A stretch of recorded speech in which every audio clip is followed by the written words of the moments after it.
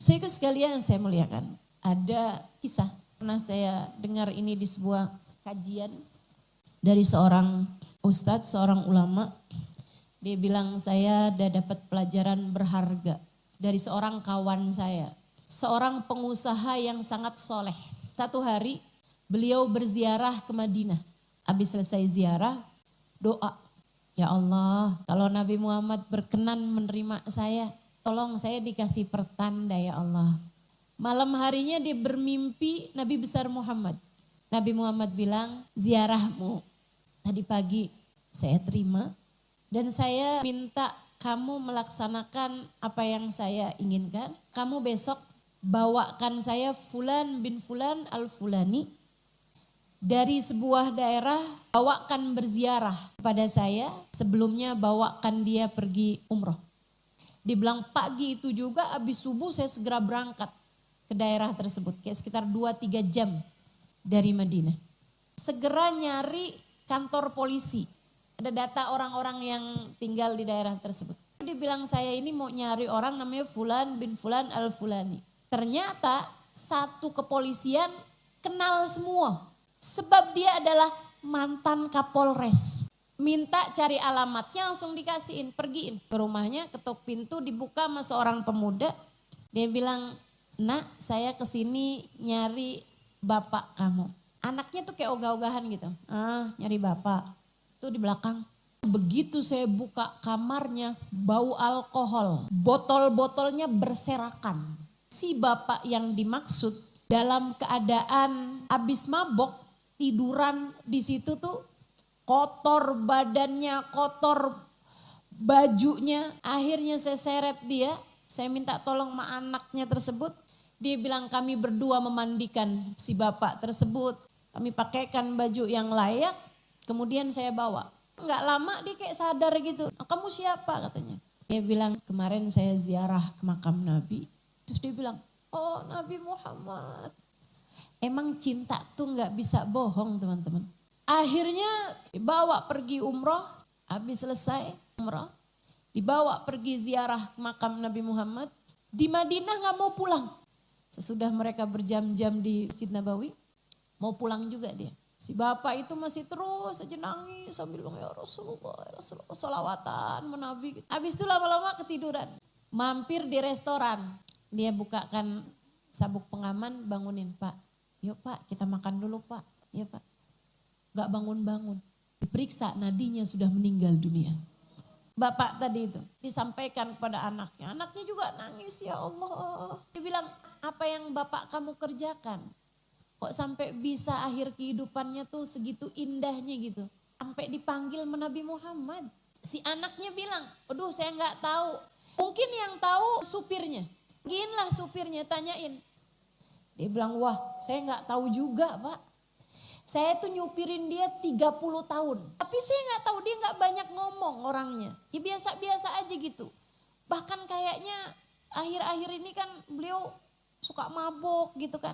Yang saya anehkan ada satu hal. Dia bilang satu hari Pak polisi ini tadi minta sama saya. Bahkan itu berpuluh tahun yang lalu.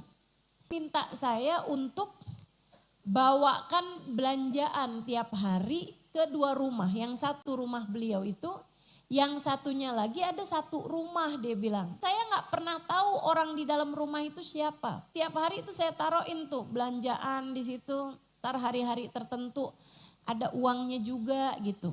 Akhirnya dia pun pergiin ke rumah itu tadi. Dibuka ada seorang perempuan tua umur hampir 60-an tahun.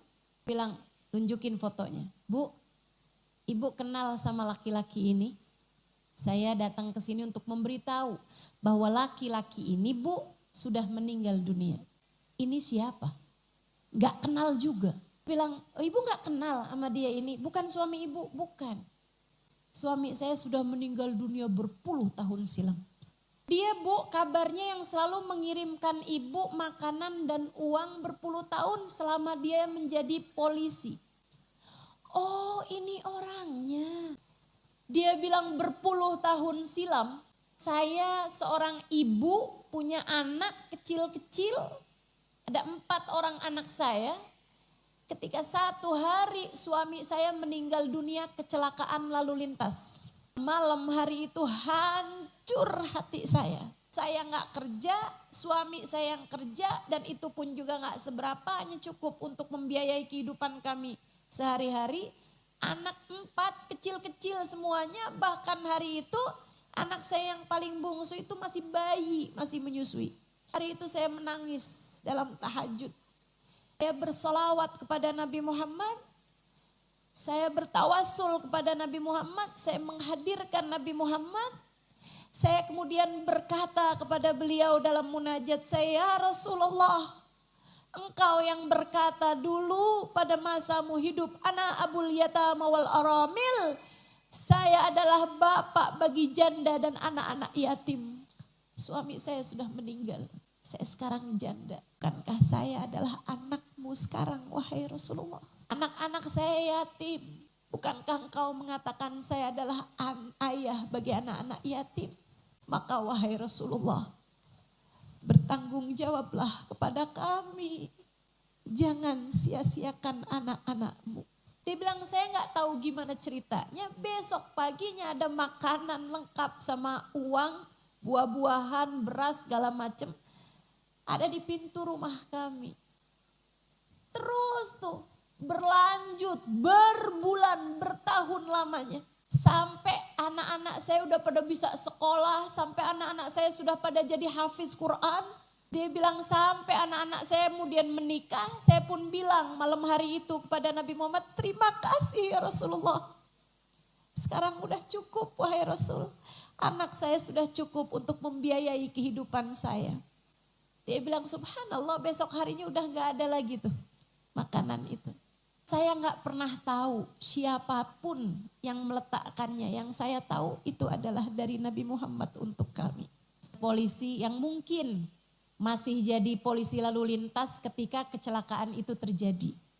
Mungkin ketika dia tahu bahwa yang meninggal dunia ini adalah seorang ayah yang punya istri dan anak-anak yang masih kecil, dia memutuskan untuk menanggung nafkah keluarga tersebut. Wallahu a'lam. Tapi cara Allah Subhanahu wa taala memang begitu indahnya teman-teman saudara sekalian mengatur kehidupan kita. Melibatkan baginda Nabi besar Muhammad